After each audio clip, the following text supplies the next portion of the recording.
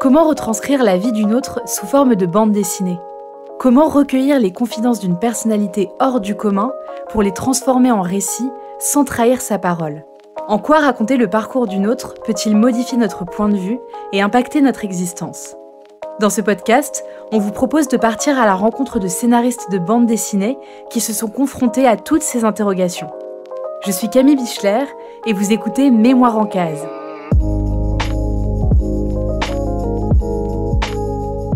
Pour cet épisode, nous avons interviewé le scénariste de bande dessinée Pascal Bresson. Il s'est d'abord fait connaître comme auteur de bande dessinée pour la jeunesse. Moi, j'ai découvert l'univers de Pascal Bresson avec Simone Veil, l'Immortelle, paru en 2018 aux éditions Marabout. Cet ouvrage, c'est un très bel hommage à la 5e femme entrée au Panthéon. Rescapée de la Shoah, Simone Veil est devenue l'une des grandes figures politiques françaises. Tout au long de sa vie, elle s'est battue pour créer un monde plus juste. Elle a défendu le sort des détenus, mais aussi le droit des femmes, en portant la loi pour la dépénalisation de l'avortement en 1974. Pascal Bresson a rencontré Simone Veil à plusieurs reprises pour écrire cette bande dessinée. Il a aussi échangé avec sa famille et surtout son fils, l'avocat Jean Veil. À partir des informations qu'il a pu recueillir et des livres d'histoire, Pascal Bresson a scénarisé la vie de Simone Veil. Pour cette interview, nous avons appelé Pascal Bresson, qui habite aujourd'hui à Saint-Malo, en Bretagne. Cette interview a donc été réalisée à distance. Nous n'avons pas eu la chance de découvrir la maison et l'atelier de Pascal Bresson, ni de respirer le bon air marin breton. Mais nous lui avons quand même demandé de nous décrire un peu son lieu de vie et de travail. Pascal Bresson, vous habitez à Saint-Malo ? Tout à fait.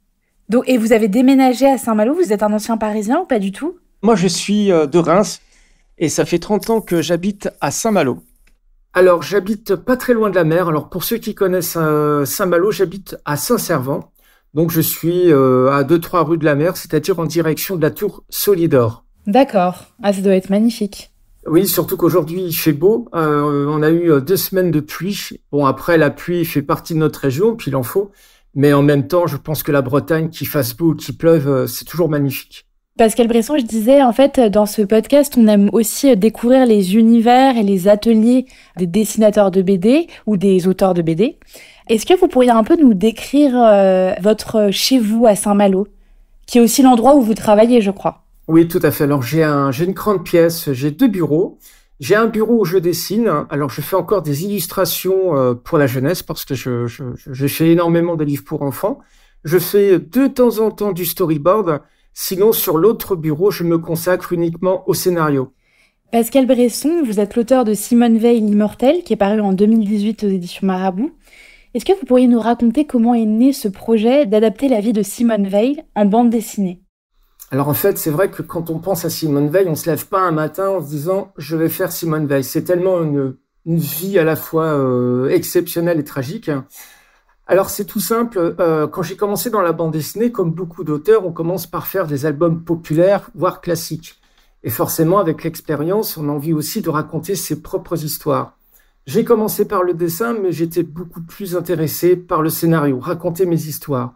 J'ai eu la chance d'être élevé par des grands-parents, un grand-père qui était dans la 2e DB, donc la division Leclerc, où il a rencontré Leclerc et De Gaulle, puisqu'il a fait la libération de Paris dans les chars et de Colmar. Et ma grand-mère, qui était à Reims, c'était une résistante dans le réseau Libération Nord. Elle était agent de liaison. Donc j'ai vraiment été élevé avec le devoir de mémoire. Donc on est en 2012. Je fais déjà de la bande dessinée depuis un certain temps, quelques années. Et j'avais envie de me consacrer à des grands personnages. J'ai toujours été fasciné par des grandes personnalités. Alors, Victor Hugo, qui est mon préféré, Alexandre Dumas, et puis Jean Moulin. Et en 2012, en allant au Panthéon, en voyant tous ces grands noms, que ce soit Alexandre Dumas, Victor Hugo, Aimé Césaire, bref, des grands personnages, je me suis dit, s'il y avait quelqu'un à mettre de vivant au Panthéon, ce serait qui ? Et j'ai tout de suite pensé à Simone Veil.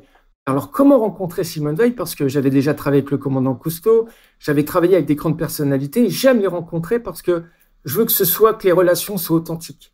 Et puis surtout, je veux surtout pas avoir affaire à des gens qui n'ont pas mes valeurs. Et je connais un monsieur qui s'appelle Claude Concès, qui était l'ancien grand patron du 36 quai des Orfèvres, qui connaissait bien la famille Veil, et il me l'a fait rencontrer. Et là, je suis rentré dans l'univers Veil. J'avais pas forcément l'idée en tête. J'avais au préalable écrit un petit courrier parce que je suis d'une nature très timide. Et quand je suis arrivé donc devant cette grande dame, ça a été très vite, 20 minutes, et elle m'a demandé pourquoi je voulais faire ce livre. Et je lui ai dit que ma démarche, c'était de perpétuer son souvenir pour les jeunes, pour montrer aux jeunes son combat, ou plutôt ses combats. Et à un moment donné, au bout de 20 minutes, elle se lève, elle me raccompagne, elle me dit « Mais vous savez, moi, mon plus gros combat, les gens pensent que c'était l'IVG, mais mon combat, c'était de me battre contre toutes les extrêmes. » Et quand je suis parti de chez elle, j'avais pas encore l'autorisation. C'est seulement en montant dans mon train pour rentrer à Saint-Malo que j'ai un coup de téléphone de Jean Veil, son fils, qui me dit « Maman est d'accord pour que vous adaptiez son livre. » J'avais toujours pas l'autorisation et c'est peut-être 1 mois ou voire 2 mois après que j'ai l'autorisation de toute la famille Veil parce que c'est collégial. Et là, à partir du moment où j'ai eu la signature, j'ai écrit mon synopsis. C'est-à-dire que j'ai pas voulu commencer dans l'ordre chronologique. Simone Veil, née à Nice en 1927 et ainsi de suite. J'ai voulu commencer par une scène forte, comme au cinéma. Quand on va au cinéma, on commence par une scène d'ouverture. Et je me suis dit, on est en 1964, elle est en train d'écrire le projet La Loi Veil, elle va aller le présenter. Et après, petit à petit, j'ai évidemment développé sa vie. Et à partir de là, j'avais une 12aine de pages. Donc, j'avais déjà mon histoire en tête. Je me repointe chez Simone Veil. Et là, Simone Veil avait un sourire. Je voyais dans ses yeux qu'elle avait vu que la bande dessinée, puisqu'elle devenait soudainement une héroïne de papier, que la bande dessinée de s'animer, parce que pour elle, elle n'avait pas cette culture de la bande dessinée. Pour elle, c'était Astérix et Tintin. Et là, elle s'est rendue compte que on pouvait faire passer un message dans la bande dessinée, si bien qu'elle me dit, je pensais pas qu'on pouvait donner autant d'émotions dans les visages. Et à partir de là, l'aventure Veil a démarré et ça m'a pris 3 ans. C'est formidable et c'est ce que j'allais vous demander. Quel était son rapport, elle, à la bande dessinée ? Parce que vous le disiez, c'était peut-être assez réducteur, c'était peut-être Astérix et Obélix, Tintin, alors qu'en fait, on peut faire passer énormément de messages à travers la bande dessinée et notamment à un jeune public. Est-ce que c'est comme ça que vous avez réussi à la convaincre d'adapter sa vie en bande dessinée ? Complètement. Surtout que, comme je l'ai dit tout à l'heure, j'avais écrit un petit courrier pour raconter ma démarche.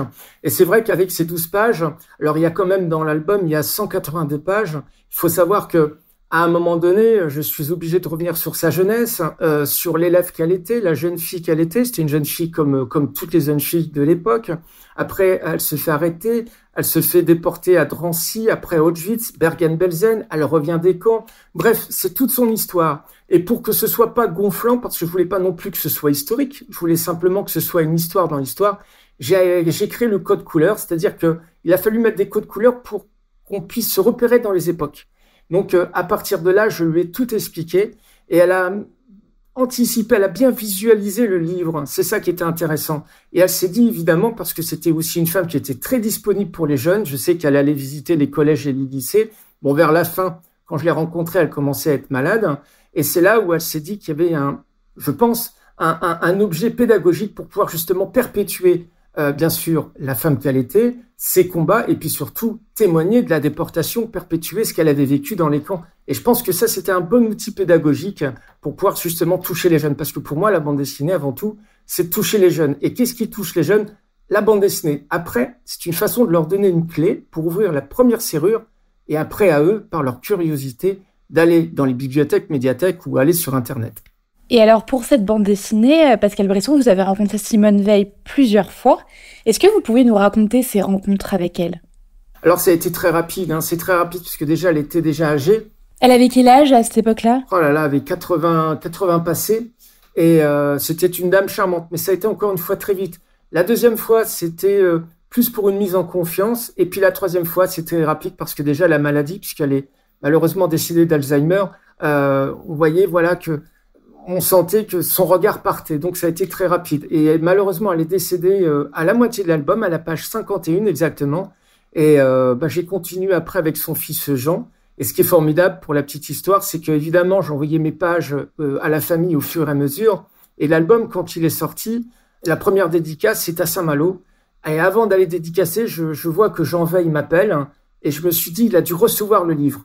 Alors évidemment, il avait vu les pages, mais une fois que le livre est façonné, est terminé, c'est pas du tout la même chose.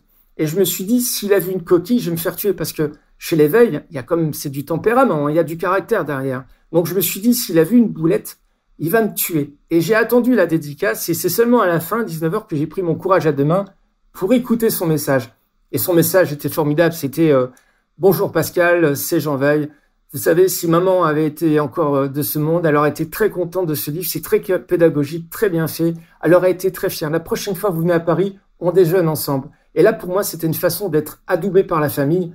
Et c'était un soulagement total. C'était important d'avoir évidemment l'aval de la famille. Et est-ce que ces rencontres successives, c'était aussi un moyen pour vous de tisser un lien privilégié avec eux pour justement représenter ce personnage de la manière la plus fidèle qui soit? Oui, c'est important parce qu'encore une fois, on parle d'une icône, hein, on parle d'une personne qui a fortement compté. Pour moi, il était en aucun cas, il fallait pas que je trahisse. Encore une fois, il fallait que, c'est comme, en fait, la notion d'être, moi, le théâtre, ça a toujours été une passion. J'ai toujours eu, par le biais du théâtre, je me mets dans la peau du personnage. Donc, quand je crée Simone Veil, pour moi, je me levais avec Simone Veil, je passais la journée avec Simone Veil et je me couchais avec Simone Veil. Je m'étais vraiment imprégné de ce personnage. Donc, je pouvais penser comme elle. Ça m'a vraiment beaucoup aidé. Évidemment, il a fallu que je m'appuie sur des interviews, sur les livres, sur tout ce qui existait. Mais pour pas être influencé, j'ai vraiment dû recréer le personnage. Donc, je me suis vraiment immergé dans Simone Veil, sa façon de parler, même sa façon de marcher. J'étais vraiment Simone Veil. 3 ans de travail dessus, c'est énorme. D'ailleurs, ça m'a coûté une séparation parce que j'étais tellement dans ma bande dessinée que je voyais plus rien. Et quand l'album est sorti, j'ai reçu ce petit message vocal. Mais après, mes relations ont changé aussi avec la famille Veil parce que la première année, quand j'étais sur le livre, j'avais reçu les vœux de Jean Veil qui me disait « Monsieur Bresson, je vous souhaite une bonne année cordialement ». Et la deuxième année, c'était « Cher Pascal, je te souhaite une bonne année, toutes mes amitiés. Avec PS, j'ai appris que tu étais devenu grand-père, il est bon d'être grand-père ». Donc nos relations avaient changé, évolué. Et pour moi, c'est important de me présenter devant les jeunes, de me présenter aussi en dédicace devant les gens parce que les gens n'ont pas connu Simone Veil, ça reste une icône encore une fois. Et les gens, quand on parle de Simone Veil, ils ont les étoiles dans les yeux. Donc j'ai un petit peu l'impression d'être l'intermédiaire, d'être un petit peu, quand il me touche, j'ai l'impression qu'il touche aussi à Simone Veil. Donc c'est à moi aussi d'être intègre et de pas décevoir. Je suis un petit peu le porte-parole par rapport à ce livre. Et pour moi, c'était très important. Ça donne une pression aussi. C'est une pression parce que Simone Veil, encore une fois, c'était une femme intègre. Donc il faut être intègre dans ses paroles, dans ses actes. Il faut être Simone Veil. Et je le suis à chaque fois quand je me déplace pour justement perpétuer son souvenir. Et vous l'avez dit, Pascal Bresson, ce travail, il a duré 3 ans pour accoucher de cette magnifique BD. Est-ce que vous avez enregistré Simone Veil lors de vos rencontres? Est-ce que vous avez pris des notes? Comment s'est fait ce travail de recherche autour d'une personnalité qui a fait tant de choses? Comment vous avez travaillé, vous, de votre côté? Comment j'ai procédé? J'ai dans un premier temps commandé tous les livres qui parlent de Simone Veil.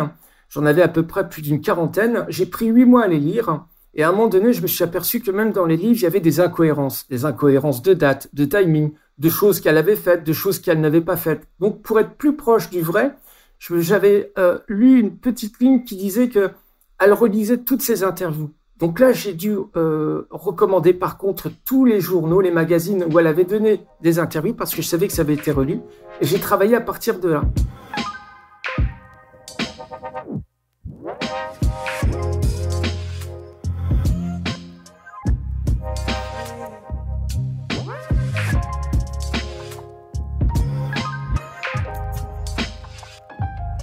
La particularité de votre bande dessinée, c'est qu'avec le dessinateur Hervé Dufaux, qui signe les dessins de cet ouvrage, donc vous avez choisi 4 couleurs pour représenter 4 épisodes différents de la vie de Simone Veil et pouvoir se repérer aussi dans la BD. Est-ce que vous pourriez nous expliquer le choix de ces 4 couleurs dans cette narration? Je voulais pas commencer comme dans toutes les bandes dessinées ou certaines, ou même dans les livres, c'est dans l'ordre chronologique. Il faut savoir qu'en 1940, la France est coupée en deux, la zone occupée en haut et la zone libre en bas.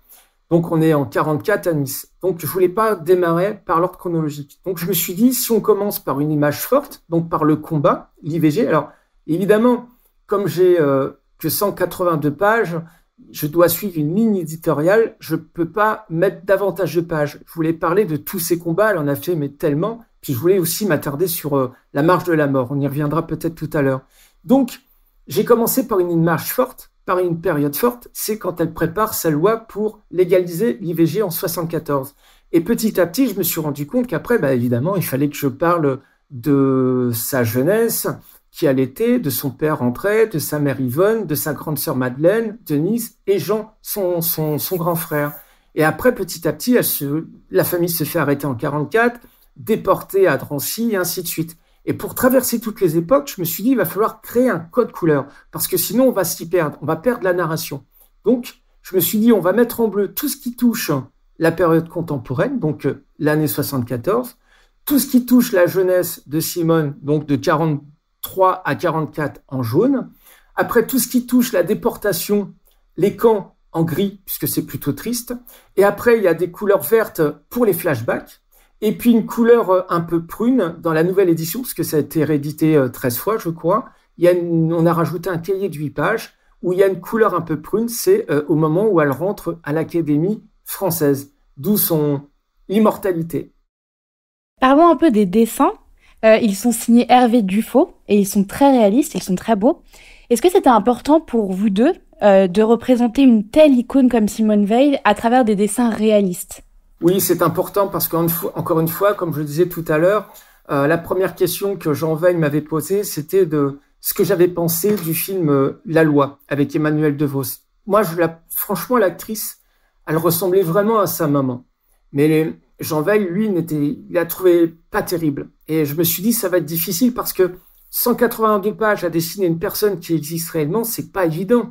Donc il fallait quand même un peu s'éloigner du portrait type. Donc on a travaillé avec plusieurs époques, c'est-à-dire les années 70 quand elle est à l'Assemblée, après les années 80, jusqu'en 90. C'est vrai qu'on a cette chance que Simone, avec son chignon, son collier de perles, son tailleur Chanel, on la reconnaît facilement. Donc on n'a pas eu trop de mal. Sa jeunesse, quand elle est adolescente, c'était des nattes. Là aussi, ça n'a pas été compliqué. Donc Hervé s'en est bien tiré. On a vraiment travaillé en équipe et ça, c'est ce qui se ressent. C'est-à-dire qu'on a été généreux dans le livre. Il y a eu un autre album de Simone Veil, 1 an et demi après, et il n'y a pas eu cette générosité. Dans notre livre à nous, il y a eu vraiment un investissement. Et je pense que ça se voit et ça se ressent.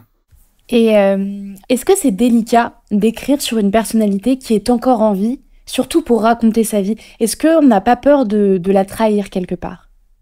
Alors, ça a été mon cas au début. C'est vrai qu'au début, ça a été... je fais toujours très attention. Même quand je fais des adaptations de romans, j'essaie toujours de coller au plus près de l'œuvre. Parce qu'encore une fois, quand j'adapte un livre, je ne suis pas l'auteur. Donc, j'essaie vraiment d'être fidèle. C'est important. Dans le cas de Simone, elle est décédée pendant le livre. Donc là, ça a été un choc pour moi. Pourquoi? Parce que, quelque part...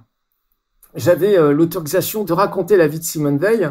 Je me souviens que Jean Veil m'avait dit surtout maman vous autorise à adapter sa vie, mais surtout ce qui est derrière la famille Veil, c'est intime, on n'en parle pas. Et quand elle est décédée, pour moi c'était un choc parce que quelques jours plus tard, je voyais des livres, je voyais des journaux sortir avec des photos intimes, certainement volées. On voyait Simone au bord de la piscine, on voyait Simone en maillot de bain. Bref, ça m'a mis un coup. Et puis surtout, j'avais l'impression que Simone Veil ne m'appartenait plus. J'étais légitime de faire ce livre, et puis d'un coup, avec la mort de Simone, on en a tellement parlé que j'avais l'impression qu'elle appartenait à tout le monde. Et puis, ça a duré alors je pouvais plus dessiner, je pouvais plus écrire, même plus voir une photo. Puis à un moment donné, il a fallu que je me remette en selle et me dire, voilà, c'est quand même pour les jeunes. Donc, j'ai repris mon bâton de pèlerin et j'ai repris l'histoire. Mais j'ai eu comme un coup de blues. Et après, quand le livre est sorti, c'est là où j'ai eu une pression énorme parce que l'album est sorti au moment où elle est rentrée au Panthéon avec Antoine, son mari. Et là, ma vie, elle changeait parce que, en général, l'auteur de BD est peu invité à la télé. Et là, je commençais à aller sur des plateaux de télé, sur TF1, sur LCI. J'ai même été interviewé par une chaîne à Israël. Donc, ce qui fait que ma vie, elle a complètement changé. Et je me suis rendu compte que je parlais en son nom et que c'était très important de ne pas trahir. Donc, j'ai dû de nouveau, moi, apprendre encore plus ces combats, ce qu'elle était, pour justement être au plus près, au plus vrai. Et surtout quand on s'adresse aux jeunes, parce que il m'arrive beaucoup d'aller transmettre et enseigner le devoir de mémoire au collège et au lycée. Et pour moi, c'est très important d'être un petit peu le porte-voix, le porte-parole de cette grande dame. Encore une fois, il faut véhiculer ses valeurs, ses combats. On en a besoin, surtout actuellement. Et alors, Pascal Bressot, est-ce que dans un sens, vous avez un peu transcendé votre métier qui est auteur de bande dessinée, en devenant un peu son porte-parole, comme vous le disiez? Oui, c'est vrai qu'on On a l'impression que je suis habité. De toute façon, je suis habité. C'est une rencontre. J'ai rencontré tellement de gens et je crois que c'est Simone Veil qui m'a le plus marqué. Et je suis effectivement habité par cette personne. Elle représente tellement de choses pour moi, ces combats. Alors, bien sûr, il y a l'IVG, il y a le sida, il y a aussi les assistantes maternelles, il y a l'adoption, la facilité de l'adoption des enfants. Il y a aussi le Parlement européen où elle a unifié les pays, surtout l'Allemagne et la France. Elle a fait que des choses mais tellement humaines. Elle a donné sa vie pour les autres. Et ça, pour moi, c'est quelque chose qui est honorable. C'est pour ça que je veux vraiment perpétuer tant que je peux aux jeunes. Et ce qui a été très bénéfique aussi au livre et au combat qu'elle a mené, c'est le film qui est sorti, Simone, le voyage d'un siècle, je crois. Le film d'Olivier Dahan. C'est ça. Et il est très efficace. Après, on peut en dire ce qu'on veut, mais il est très efficace parce que quand le livre est sorti, que je suis arrivé devant les jeunes, très honnêtement, ils connaissaient pas du tout Simone Veil. Grâce au film, parce que les troisièmes ont été le voir au cinéma, parce que maintenant Simone Veil est au brevet des collèges, ce qui fait que maintenant ils savent qui est Simone. Donc c'est beaucoup plus facile. Mais il y a eu des fois où ça n'a pas été facile de parler de Simone Veil à des jeunes qui ne savaient pas qui elle était.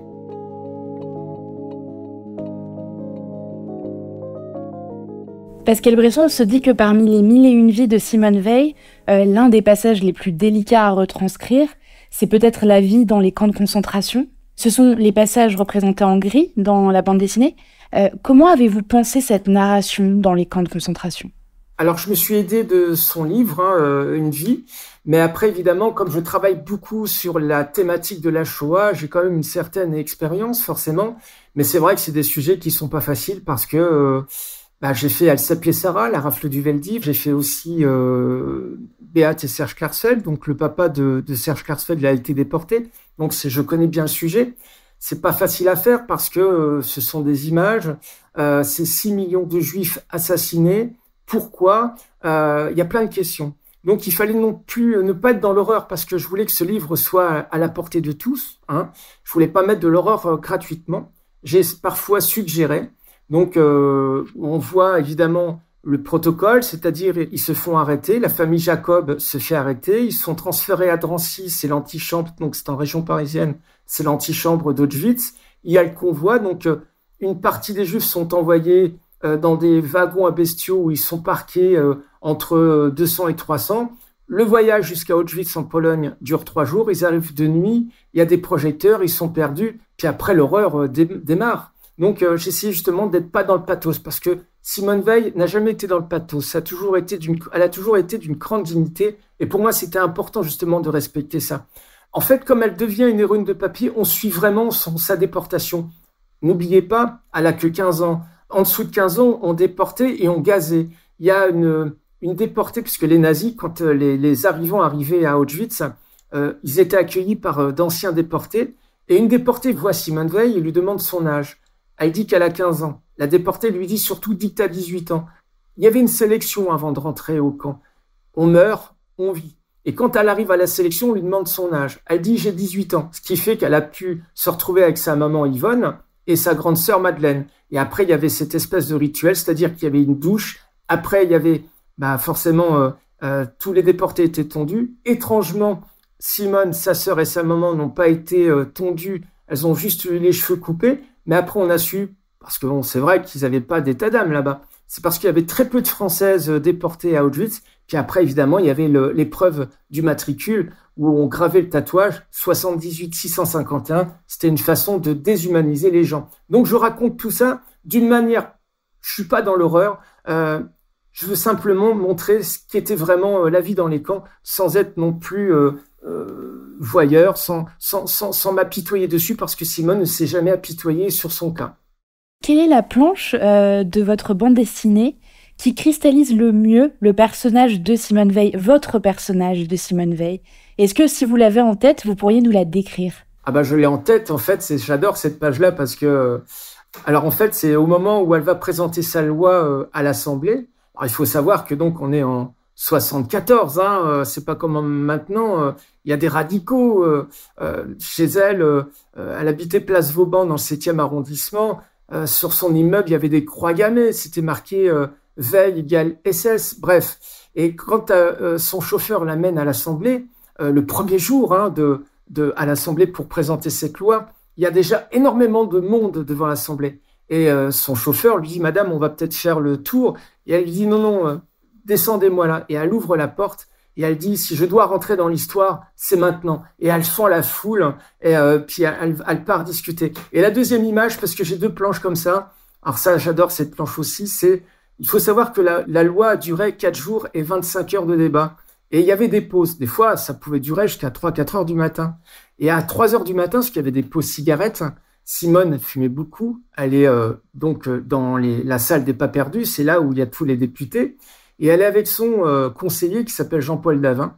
Et à un moment donné, quand elle passe, il y a tous les députés qui sont contre elle, qui la traitent. C'est pas moi, mais c'est vrai. S'il la traite de salope, de pute. Et son conseiller, Jean-Paul Davin, il commence à suer et lui dire « Mais Madame la ministre, mais comment vous faites pour garder votre calme ?»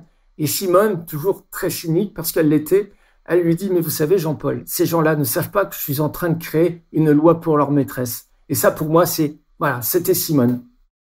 Est-ce que votre rencontre avec Simone Veil vous a transformé ? Elle m'a transformé forcément parce que j'en parle toujours avec